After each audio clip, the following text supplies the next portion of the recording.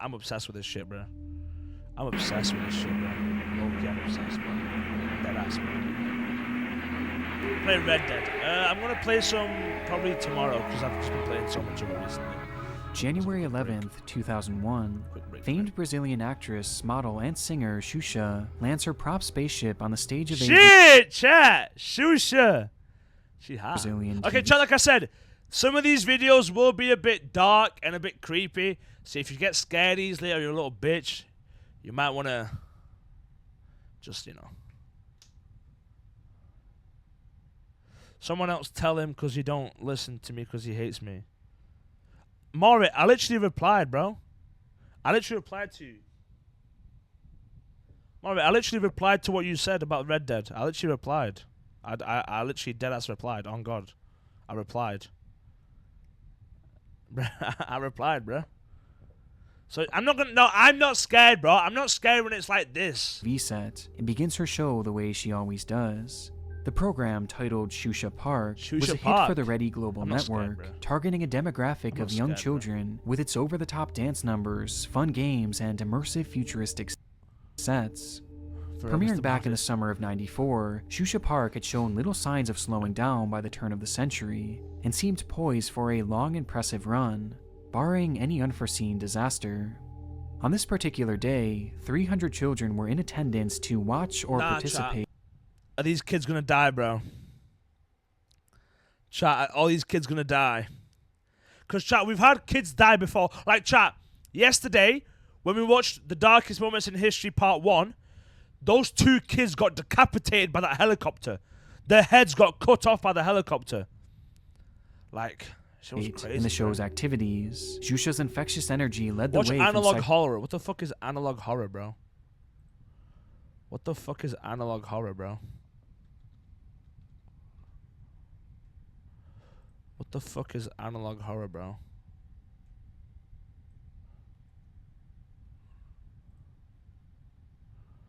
What the fuck is analog horror, bro? Yeah, I don't know what the hell that is, segment, as they played games, showed cartoons, and of course, chat, sang it's a their songs. nice little fucking... And by the end of the episode, this is a nice the crew show, had all chat. gathered on stage. This is a to nice perform show. one This last is musical legit a number nice show, bro. To end things off with a bang. End And things off with a evidently, bang. that's exactly what would happen. No, don't tell me the kids die, bro.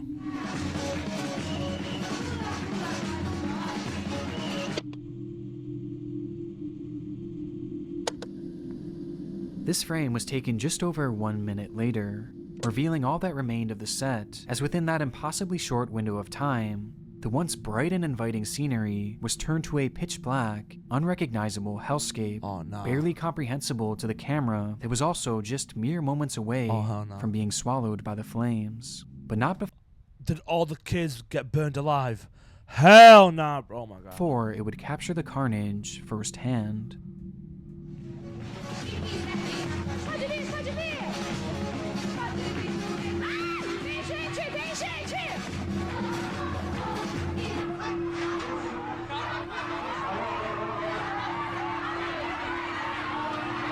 Oh, hell nah, bro. Viewers are dropping. That's good, that's good, that's good, that's good, that's good, that's good. Bro, how did that shit get set on fire, though? How did that shit... But how did it get... I'm confused. In the blink of an eye, the spaceship which Xuxa had rode in on and was moments away from re-entering to leave the set would catch fire, all while the dancers continued their performance, unaware of the emerging danger behind them. Did no one tell them the whole shit at the back is like black smoke? Chat, there's literally... The cameramen were recording them with black smoke all around them, bro. How... The frame in an attempt to extinguish the flames, but it was already too late, as just a few seconds after the spark, the entire ship was engulfed by the blaze, causing a mass panic on the set. Worst of all, directly next to the fiery ship, and just barely out of view of the camera, was the show's signature Ferris wheel, which kids would ride during the program, including during this very... Chat, so the kids... Chat, the kids were on the Ferris... The kids... moment. As the fire raged, one boy was trapped in his seat, helpless to the danger unfolding around him. And noticing this, a group of brave people on scene began desperately trying to free him, which can just barely be seen on the left-hand side of the people, screen. bro! Thankfully, their attempts proved successful, as he was eventually freed from a seat and carried to safety. The fire was later determined to have started by an electrical short circuit, and the set would soon be completely turned to ash and rubble. But as for the nearly 300 children and numerous staff on scene, despite multiple injuries, everyone had somehow managed to escape the building with their lives. Okay, so with no one the only died. reported fatality being the show itself, as this would be the last episode ever filmed, with Shusha Park being swiftly cancelled. Thankfully, this moment saw all parties involved survive the ordeal, a rarity in the world of disturbing television moments. Though it does highlight just how quickly things can go downhill, and the cameras are rolling, and when these dark moments ultimately happen, all we can really do is watch. Nah, I'd rather not watch, bro. I'd rather not watch. I'd rather not watch the kids. Hell, no one died. Damn. Your 3-year-old daughter is what? Bro said no one died, bro. Online. Right, let's check this one. Buried. This is a Mr. Beast name, bro. Buried. Travis Scott concert, but there no are deaths. very few manners of death that strike fear among us as much as the horrifying prospect of being buried If alive. I'm being buried alive, the dark, claustrophobic nature I'd prefer of to have a it, gun with slowly me so I losing can kill oxygen myself. with not a thing in the world you can do to stop Just a joke, it. Twitch. It just and strikes YouTube, a just a chilling joke. chord with so many. However, with this fear arose a unique opportunity for those looking to make a spectacle. No, they copied Mr. Rather Beast! than running from this Chad, they mortal copied fear, Mr. a Beast! select few magicians They did and us copy daredevils Mr. have Beast, tried bro. their hand at the challenge of being Chad, buried they alive copied Mr. by not Beast, just bro. surviving, but escaping. LTV, The trick bro. was popularized by copying arguably Mr. the Beast greatest goat, magician of all time, Mr. Harry Beast, Houdini, copy who Mr. tried his Beast. hand at the stunt on a few separate occasions, the first of which would see him narrowly escape a casket buried under 6 feet of dirt by breaking through the surface with his fist, only to fall unconscious before he could complete the trick, with the stunt almost ending in his death. From there, he would be buried Hey, Mr. Beast isn't confirmed to be a pedophile, bro. Okay? again on 2 Chris Tyson is, bro. separate occasions, surviving both for well over an hour, but never being able to fully just pull dig himself out. out, Bro, in he just turn dig- pull off the scene. Damn, I didn't know you were Kill Bill. I didn't know you were Houdini did have fucking plans to in give a it one Quentin more try in Tarantino movie. 1927, You know how when almost he believed the impossible it would be to dig out of... Bro, that would be impossible. How would you dig out of your bare hands, chat? First, you have to break the wooden box with a 1-inch punch. Just...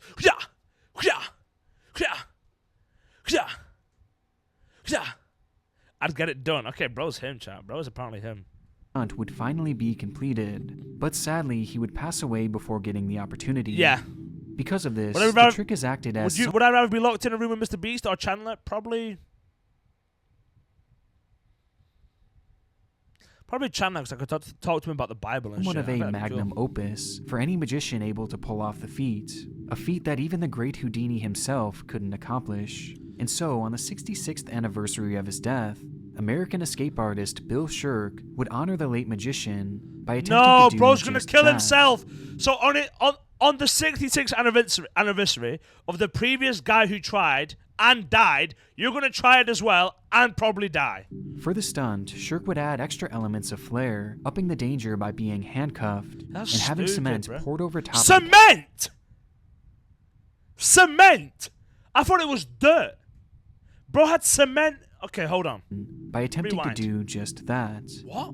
For the stunt, Shirk would add extra elements of flair, upping the danger by being handcuffed and having cement poured over top of the casket as opposed to just dirt. What the And he fuck? planned on doing it all with a TV crew on hand. However, from the get-go, Bro. things seemed to be off with the Cement? performance, as Shirk expressed concern over the grave being dug too wide and too long, thus changing the dynamics of his escape. If I make this, I got a bad feeling about this thing. So bro, before he did this, went, hey, I'm feeling a bit, something's off. I don't like this. Don't do it, bro. Oh, nah. No amount of money, chat. Deadass, no amount of money. At one point, when the first layer of dirt was being applied, Shirk would use his walkie-talkie to tell his team to call off the whole ordeal and to pull him up from the ground, seemingly in a moment of clarity. But everything was already in motion. This was his big moment with everyone watching. He couldn't afford to fail. Besides, he had been buried alive walkie-talkie. At one point, when the first layer of dirt was being applied, Shirk would use his walkie-talkie to tell his team to call off the whole ordeal and to pull him up from the ground, seemingly in a moment of clarity. So, bro, hey. So, bro used his walkie-talkie, told them, hey, I don't want to do this. Pull me out. And they were like, they literally said, no. From what the guy on the YouTube video just said, he spoke to him on the walkie-talkie and said, hey, I don't want to do this. Pull me out. I can't do it. Pull me out. And they just carried on. To call off the whole ordeal and to pull him up from the ground, seemingly in a moment of clarity. But everything was already in motion. Bruh. This was his big moment with everyone watching. He couldn't afford to fail. Yeah, you can't sue if you're dead. Exactly, Besides, bro. He had been buried you can't alive sue before, people if you're dead. setting a record back in 1977 by spending a total of 79 hours beneath the surface of the Earth. He was no stranger to this, and not wanting to let his fans down, Bill Shirk would change his mind and continue the stunt by giving his team the green light to begin pouring the cement. And as that concrete began to settle and harden over top of the casket, things take a very grim turn. Decides to go ahead. I think we gotta go. Tons of concrete are poured. Suddenly, the concrete sinks. Oh, hell nah! Did you see the way it's... Oh, he's cooked. I think we gotta go. Tons of concrete. Look at the are concrete poured. sink. Suddenly, the concrete sinks. The coffin has been crushed. Almost immediately, the level of liquid concrete dips dramatically, and large bubbles appear on the surface, accompanied by a massive splashing noise. Bro, he's drowning himself. Oh my god. How are they gonna get him out the concrete? How are they gonna... Grim turn. Decides to go ahead. I think we gotta go. Bro, Tons of concrete. Five are guys, poured. one goal. That's what we're watching. Suddenly, the concrete sinks. Oh my days. The coffin has been crushed. Almost immediately, the can level of see how liquid much- concrete bro, dips dramatically, that concrete- and large yeah, he's bubbles cooked. appear on the He's surface, cooked. accompanied by a massive splashing noise. Signs that point to only one real possibility, that the weight of the concrete and dirt had caused the coffin to cave in, with those very same materials instantly filling in any available space inside the coffin, It's a man under it. and in turn, suffocating Shirk. Well, so he The just rescue died. effort was underway almost instantly, So he but just died. still, it felt like it was all moving in slow motion. And most assumed right away that if the weight of the concrete alone had not killed him, then the lack of oxygen certainly would. Yeah, he's dead. A He's dead. backhoe digs He's and dead. digs, and crucial moments pass. Shirk dead. cannot be found. He's dead, bro. Ain't no way. However, this thankfully wouldn't be the case. Incredibly, Shirk managed to claw his way to the surface, where his team was able to pull him to safety and rush him into an awaiting ambulance. And though his condition appeared severe, he was alive and had somehow cheated death. Thank God he spared my life on this one, and it'll be a while before I'll do one of these. I'll tell you that. Despite claiming to be done with his stunt for a while, Shirk would be back to attempting his death-defying stunts. Yeah, get this man in a fucking... Get this man in a mental asylum. Get him in a mental asylum, bro. Soon after, What's with analog some horror, ending bro? in similar results. After Shirk climbs in the casket, the snake goes in first, but there's a problem, and Shirk has to get help. This idiot, bro. The snake instantly choked him out. Some ending in similar results. The After Shirk snake climbs in the instantly casket, choked the him snake out, goes bro. in first, but Look at there's this. a problem, and Shirk has to get help. He's like, help! Help! Help me! Somebody help me! Take the snake off me, goddammit! Like, bro. But although Bill Shirk was able to escape this trick with his life, not everyone has been so lucky. That's what I'm saying, bro. 2 years prior to Shirk's run-in with death, another performer known as the Amazing Joe had attempted the same stunt at an amusement park, also going the route of having dirt and wet cement poured over his plastic and glass coffin. This was Joe's attempt at becoming a master escape artist, Bro, you're and gonna forever die. etching himself into the history You're gonna books die, of this bruh. particular niche. Why are these In people fact, putting he had already cement? done what Houdini couldn't, as years prior he had escaped from a wooden coffin covered in 6 feet of dirt. But this attempt was clearly much more extreme, and with it should have come an immense amount of planning, not only by Joe himself, but the team around him. However, according to reports, the coffin used was never actually tested to see if it could withstand such a great amount of weight, and also he never tested. So this motherfucker had a plastic and glass coffin, bro.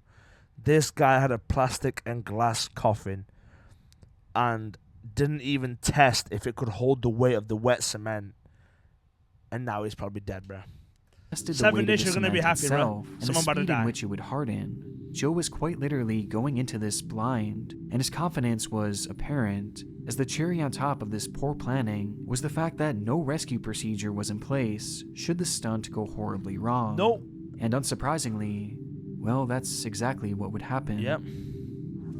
It was a cold night anyway, and when it sunk, I just knew trouble. We're in trouble. And it's not fun anymore. Much like the footage from Bill Shirk's attempted escape, the level of cement and dirt suddenly dips, only this time in a much more dramatic fashion, with the cave-in being so brutal that I'm not sure I'll even be allowed to show it on YouTube. Yeah, don't show According it, to many onlookers there, the coffin being destroyed by that immense weight caused a massive crashing noise, followed by immense panic from those trying to rescue Joe. But without a proper plan, the situation quickly grew helpless. Chat, And what do trapped they beneath that dirt, expect? surrounded by What do cheering they expect, fans, bro? his parents, and a TV camera, the amazing Joe would lose his life. Ironically, within a coffin, buried 6 feet under. What do they expect? Todo ocurrió cuando estábamos en el la hija de Emilio y Maritza. Shannon Stone. I've never heard of Shannon Stone, bro. Chat, Sporting events are no ever heard of stranger this? to disturbing TV Any of moments, y'all ever heard of from this? hockey players having their throats cut open, Well, folks, this is ugly. Richard Zedek is cut wide open. to a football player suffering cardiac arrest right there on the field. They have been administering CPR through these past 2 breaks that we've taken. It's unfortunately Oh my always a days. risk in practically any televised sport out there, and although there's always a lingering Shit. chance that at any moment things could go Shit. terribly wrong, that risk mainly pertains to the players actually participating in the sport, and you likely wouldn't imagine fans Bruh. being in any sort of Who's danger Shannon as they Stone? sit by watching the game. Though sadly it does happen from time to time, with perhaps the most notable example Have being y'all the heard of story of Shannon Stone. Shannon was a 39-year-old firefighter who, on the 7th W of July firefighter, bro. 2011, took his son Cooper to watch a Texas Rangers W game in firefighter, bro. Rest Arlington. in peace, bro. This was the perfect bonding opportunity for the duo, and an even better opportunity to catch fly balls, as their seats left them in prime position to take home an Not gonna lie, I would attempt the dig thing if I got offered money. What dig thing? What are you talking about, bro? What dig thing? unforgettable What are you talking about, souvenir. The two would even stop at a sporting store beforehand, where Shannon would buy his son a baseball glove to use in the event that a loose ball came flying their way. No, you wouldn't, bro. And No, as you the game wouldn't. reached No, the you top of the wouldn't. second Cap. inning, Cap. their moment Cap. No, you wouldn't, had bro. finally No, you wouldn't. arrived. No, you wouldn't, bro. Cap. Home run, W! But foul. When I look at who the A's are facing. Oh, did it hit? A foul ball was hit in their general direction, being quickly recovered by Rangers outfielder Josh Hamilton. And rather than returning the ball Fell to the over the dugout rail. or the field itself, Hamilton decided to make Cooper's day, recognizing the young fan in the stands and subsequently tossing the ball to Shannon. As this was all transpiring, the game continued with the pitcher preparing for his next throw, before suddenly you can hear the sound of something strange. I want them to be great in their last game. I'd rather have that than have it like Holland, where Oh you're shit! not. The whole crowd went crazy. Chat, the whole crowd went crazy. It almost seemed like yelling, which was followed by some sort of strong reaction from the crowd, which in turn led to an immediate stoppage of play, Yeah. as the announcers Oh, were left shit. trying to figure out what exactly was happening, until they finally received word on the unfolding situation. He's got a lot of energy built up. I think somebody fell out of the stands in left field trying to field a baseball guy. Well, this is it. That's why there was time taken. Crazy. Did he The die? man in this footage was in fact Shannon Stone, and as Josh Hamilton had gone to toss the ball up to him, the throw fell just a bit short, causing the 39-year-old father to extend past the railing before losing his balance. And despite the seemingly playful nature of the announcers at the time, You were right, Ray. Somebody did tumble.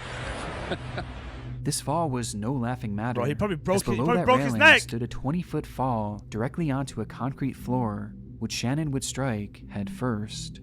As he laid there on the ground, barely able to move, the man was miraculously still conscious, finding the strength to tell the rescue team carrying him out, "Please check on my son. My son was up there all by himself." Bro, Based on this W reaction, father, it was bro. clear that Stone was obviously alive and W had clear father, brain bro. Checking function, your son, making W, his bro. initial prognosis on the scene somewhat promising. But before he would even reach a nearby hospital, died. Shannon Stone would be pronounced dead. Fuck. According to many medical professionals, this immediate showing of brain function was more or less a fluke occurrence, and something they call a lucid interval, which is a window of conscious clarity after a traumatic injury, essentially meaning that although his ability to move and speak seemed to be a positive indicator, it was instead a sign that the injuries his brain had suffered were going to be fatal. Nah, bro. In the years Last since, sentence, please Shannon check Stone's on my memory son, lives bro. on with a statue being made in his honor in that Please very check on my stadium son, where his bro. life came to an end, forever immortalizing someone who, by all accounts, was a great man and an even better father. W5, bro. That's lucky sad Hacía as fuck, solo 2 bro. meses. That's Juliana actually se había sad as We fuck, don't bro. see or hear anything. Y su padre se preguntaba That's por qué sad su as hija fuck, se había bro. quitado la vida. If you spent any considerable amount of time here on YouTube, then chances are you're at least somewhat familiar with the show To Catch a Predator. I During its run on Dateline, I love Chris Hansen. I love To Catch a Predator. the show was I incredibly love to be on it popular one day, chat. with its As host the host, like not. I mean, I'd love to be on the show as the guy who catches predators, or do a video with Skeeter Jean. Chris Hansen being launched into stardom for his role exposing pedophiles on the Chris internet. Hansen, bruh. How you doing? Why don't you take a seat here? Why don't you take a seat At the here? time, there was really nothing else like this why on don't you take a TV. seat over here? It was widely viewed as one of the most entertaining shows out there, which has caused it to find a second life here. Oh my god, this pizza guy was my favorite one. Chat, I don't have a favorite PDF file, but if I had to choose one, this guy right here. As Do you want a re-uploads slice of of its pizza? episodes have been viewed Do- as do- many do you want a as slice of 50 pizza? million plus times. To this day, the show remains it's the one immensely that took his popular, clothes off. and during its Oh, television run, the same was true, which led me to wonder how or why it was ever taken off the air. I mean, it was entertaining, popular, and with the internet exploding in recent years, the content would seemingly Kinda be weird. endless.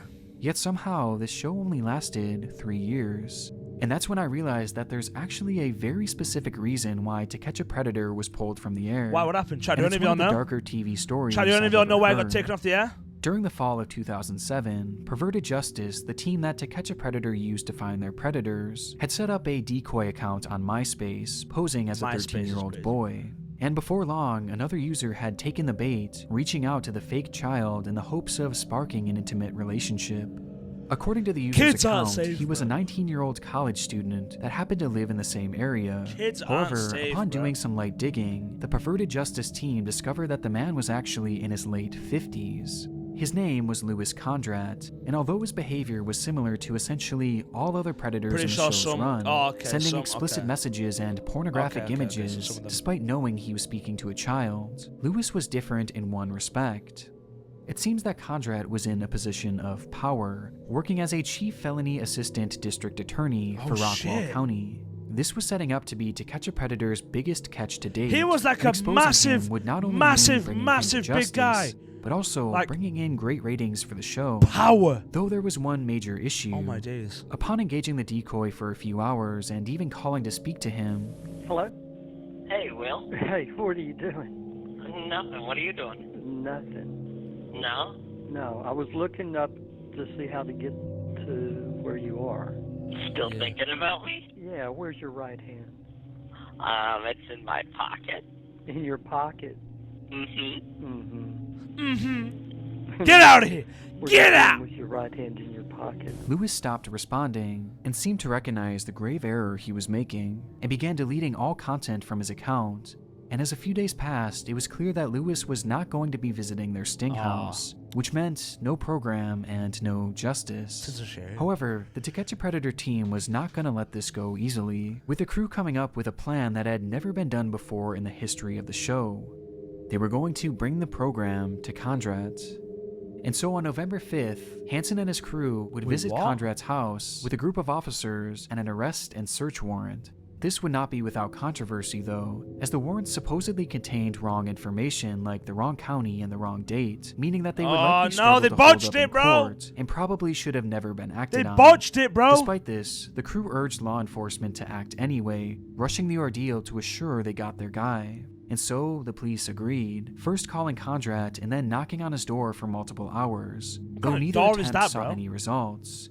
And growing impatient with the whole ordeal, they then called in the SWAT team to surround and eventually breach the house, which they would do around 3 p.m., barging into the home and surrounding Kondrat at Jesus, gunpoint. bro, he ain't a terrorist, As this was all happening, To Catch a Predator had their cameras trained on the outside of the home, awaiting the shot of Kondrat being ushered into a cop car and driven away. Unaware that this time, things were going to end much differently. What kind of house is that, bro?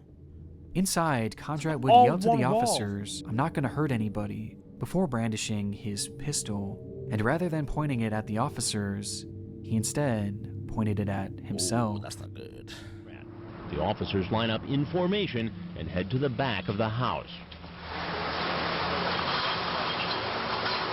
Then I love how when police are like swatting, one of the police always holds the back of another one.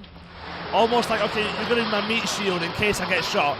You're gonna be like, that's what it looks like to me, bro. That's what it looks like to me. The officers force their way in. For almost 5 minutes, we don't see or hear anything. Then Lieutenant Adina Barber of the Murphy Police Department comes out and tells us what happened. It was 5, yes, sir. As they made entry, they confronted the suspect. I believe he's in the hallway, and he told them he wasn't going to hurt them. And then, and he had a pistol in his hand. Also, it ended his life. Okay. This single gunshot would essentially mark the end of To Catch a Predator, as in the time following, NBC would be hit with a $105 million lawsuit from Kondrat's own sister. And though this lawsuit was settled privately with undisclosed conditions, the show was already on death's door, which was not helped by the national media dogpiling on To Catch a Predator, as well as perverted. He was still messaging and being super sexual with a 13-year-old kid, bro. He was still being sexual with a little kid. I'm sorry, but like, but now there are we forgetting that? Questions about what goes on behind the scenes. Whose are we forgetting that, chat? The police departments or the vigilantes hired by Dateline? You don't have the full transcripts? I don't know. That's exactly part of my problem. The police department can't tell me whether or not I have the full transcripts. Did your arresting officers, did they see the chats before they made the arrest? In some cases, yes. Did they see the entire chats? Making it impossible, says District Attorney Roach, to mount a successful prosecution. Well, Charges have been dropped against every single person arrested in the Murphy sting. With these claims causing some to believe that the show was more interested in entertainment rather than justice, and whether that's true or not, To Catch a Predator would be canceled, PDF was released, marking a tragic end to one of the strangest yet most compelling TV shows ever to be broadcast. Bro, what the hell? So they just released every to single PDF back into the wild to go in their natural habitat of neighborhoods of kids. What's this one, chat? Killers on TV. Nah, it's probably, as evident by the first batch of cases in this video, many of the darkest moments in TV history come from shocking accidents or overall disturbing events that play out for the cameras to see. However, there are a select few examples where television moments only really become dark long after they're aired and more context is given. For example, in our first installment of the series, we discussed Renard Spivey. Ask him he's been married for how long? Over 27 years. Over 27 Look at him though, he look mad. You don't look happy, brother. Yeah, he was mad, chat. He ended up brutally killing his wife. 63-year-old Renard Spivey accused of killing his wife. He brutally murdered his wife. He was low-key after an argument that turned deadly. The man would murdered his wife years after making an appearance on television, with one joke at his expense during this time aging like milk. The concept of killers finding their way onto TV is one that I've recently become never heard that fascinated before, by, chat. Doesn't with the milk case always age really being brought badly? up in tandem So why with would this you say conversation being the dating game killer.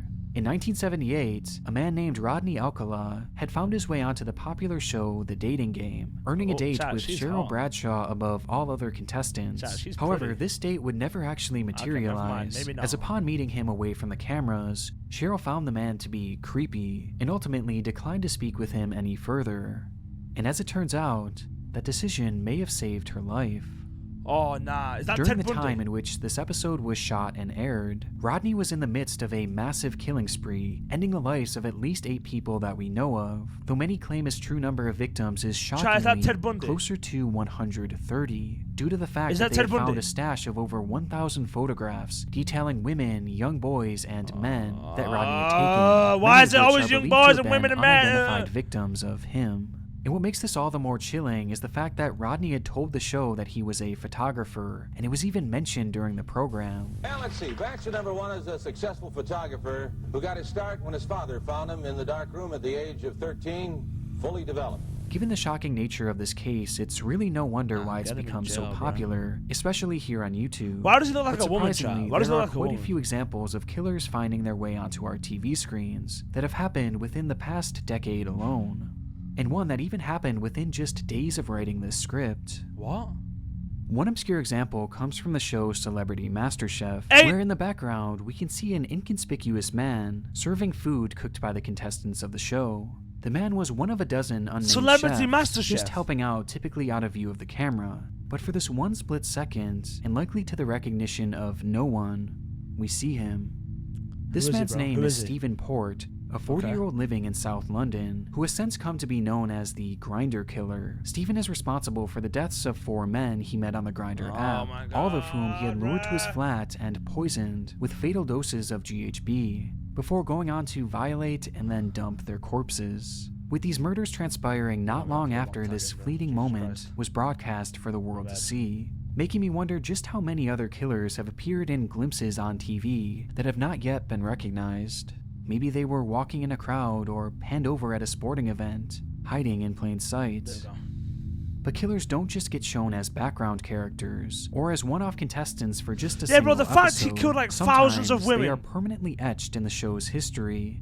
In the summer of 2020, Food Network began airing a season of Worst Cooks in America, one of their more popular shows, and this one was set to be a big one, as it marked the program's 20th season. The competition was all in good fun, with lots of humor. She looks like she'd piss me off, bro. If I started talking to her, there's a high chance she'll piss me off, bro. As it marked the program's 20th season, Not gonna the lie. competition was all in good fun, with In a lots of nice way, humorous Chad, and in a nice memorable way, you moments, leading to the eventual finale on the 2nd of July. And in that episode, the fan favorite Ariel Robinson would take home the crown as winner of the show, along with a grand prize of $25,000. 25K However, ain't if a you lot, were to bro. look for this season today, let's say on demand, on streaming services, or even on TV, you would be left with no results, as its existence has been practically wiped from the face of the earth. And given what happened after the season ended, this comes as little surprise. Did she kill someone? Upon winning the competition, Ariel Robinson settled back into her normal life with her husband, Jerry. And after securing life-changing funds from the show, the couple made the admirable decision to foster a young girl named Victoria, whom they eventually decided to officially adopt in January of 2021.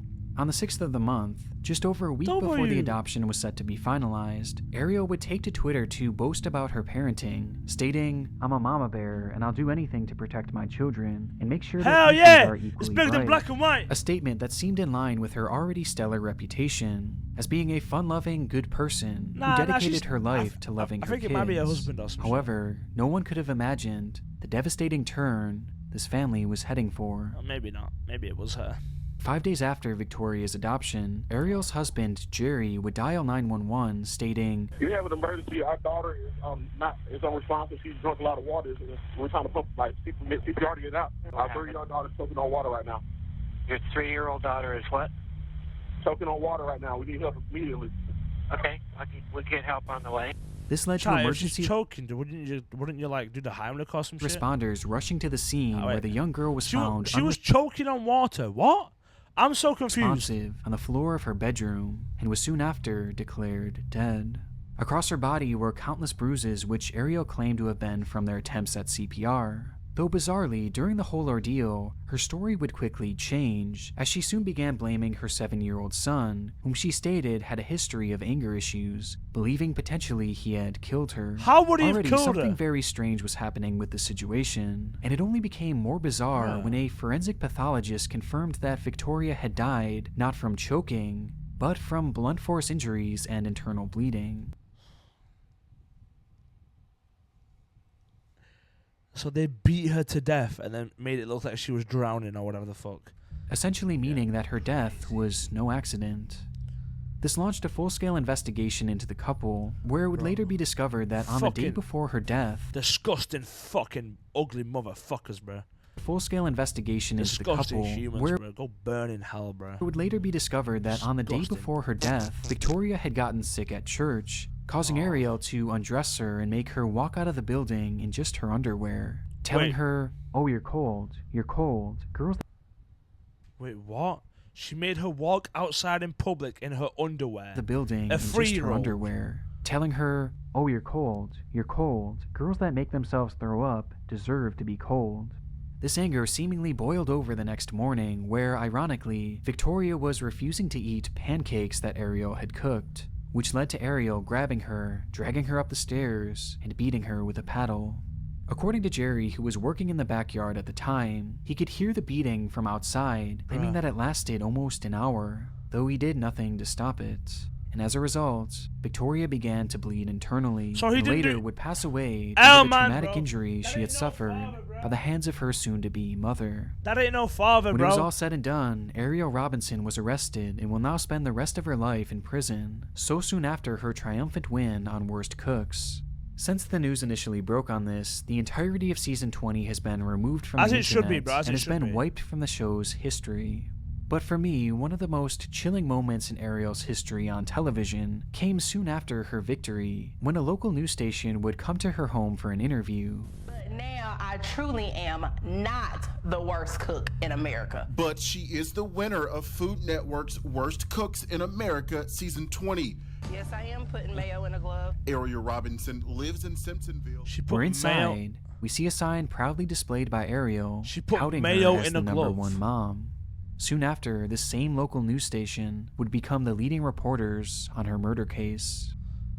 Despite this all transpiring within just a few years, this surprisingly is not even the most recent example of a killer being prominently featured on TV, as news broke of this final example just days ago. In January of 2020, the widely popular show Family Feud featured the Bleefnick family, who would go on to win the episode and leave a few iconic moments in its wake, with the most relevant coming from this man, Timothy Bleefnick.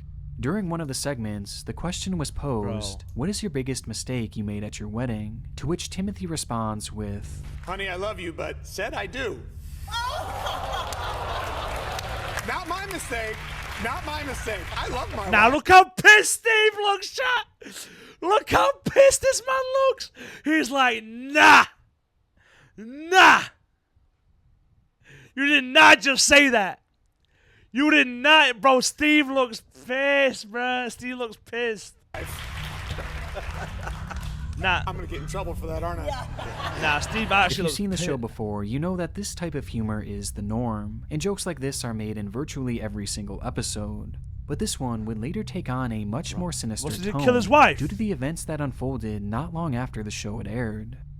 Around a year after Timothy's moment in the limelight, he and his wife Rebecca would actually separate, not officially divorcing, but living in separate homes and seemingly not getting along either. He's As killed it his was wife, it's recently obvious. revealed that Rebecca had filed for a restraining order against both Timothy as well as his father, a clear indication that she believed her life was in some sort of danger. Yeah, but if you get a Fast restraining forward order, to me that February means of you're just scared for your 2023, life. And the two were finally making headway on finalizing an official divorce, before on the 23rd day of the month, gunshots rang out from Rebecca's home. Police say 41-year-old Rebecca Bleefnick was found by a family member Thursday.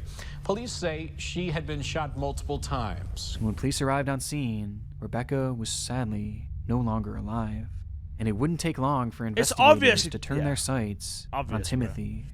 On March 13th, police would arrest the now 39-year-old in connection with his soon-to-be ex-wife's death, charging him with 2 counts of first-degree murder and blaming him for the shooting that Is took that place. him? Chat, hold on. This guy is not the same man as... Bro.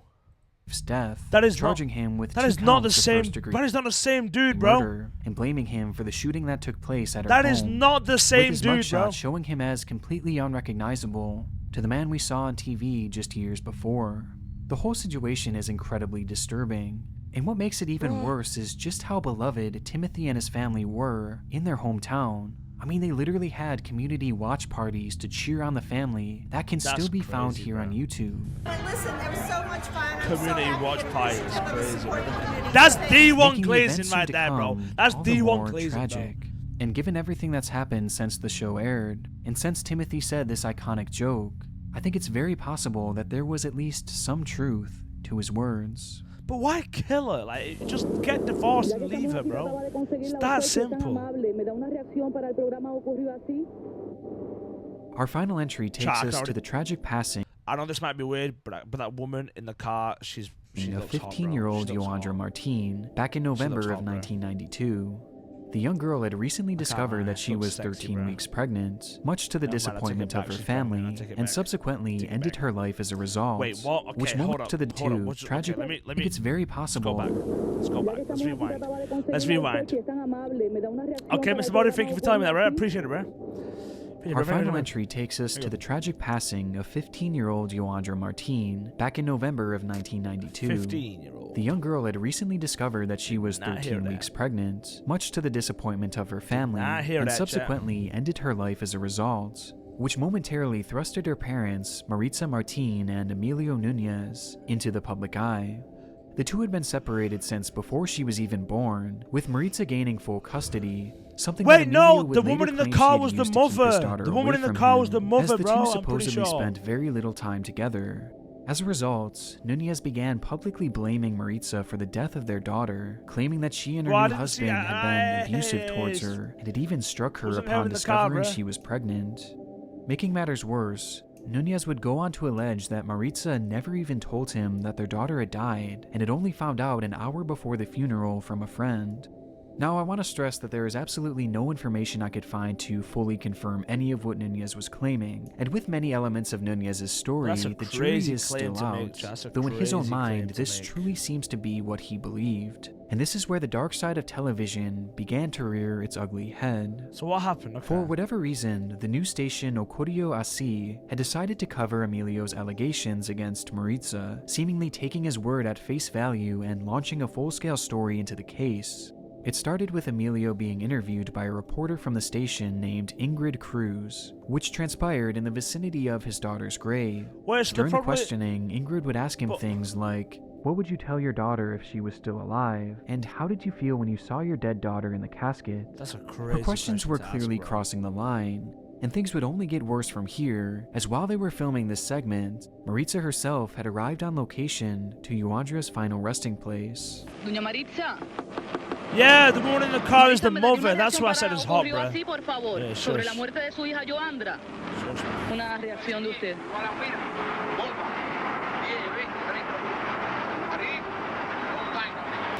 Upon her arrival, Nunez immediately removed himself from the situation, and Maritza was instead swarmed by Cruz, who began bombarding her with questions, each of which were ignored, as she clearly was uncomfortable and didn't want to speak to the cameras, and was just trying to get to her daughter's grave. Did she kill her daughter or what? Yo, escuelas. Mexicanos, diet. It's clear in the footage that tensions were rising by the second, as it seemed apparent that Cruz was clearly attempting to provoke her into any sort of reaction. Until suddenly, the unthinkable happened. Oh shit, what's about to happen? Su hija tomó esa decisión de quitarse la vida. Usted no tiene nada que happen? No, did he? In a split second, and out of absolutely nowhere, we see Nunez charge back into frame. As though he initially appeared to be doing the responsible thing by walking away from the conflict, he had instead actually returned to his car with the sole purpose of retrieving his pistol, which he would then use to shoot Maritza over and over and over again, all while the camera was still rolling. Is that what I just is that what I just think I saw? Was that just blood like... Chat, look at this. Chat, deadass, look at this right now. Chat, deadass, look at this. I'm pretty sure... Chat, Twitch, YouTube fake. YouTube fake. And over again. Is that blood?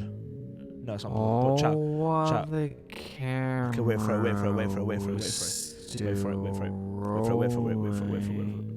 maybe a bit. Okay. Look at this. That's blood, right? What is that? Or is that cable? Oh, that might be a cable.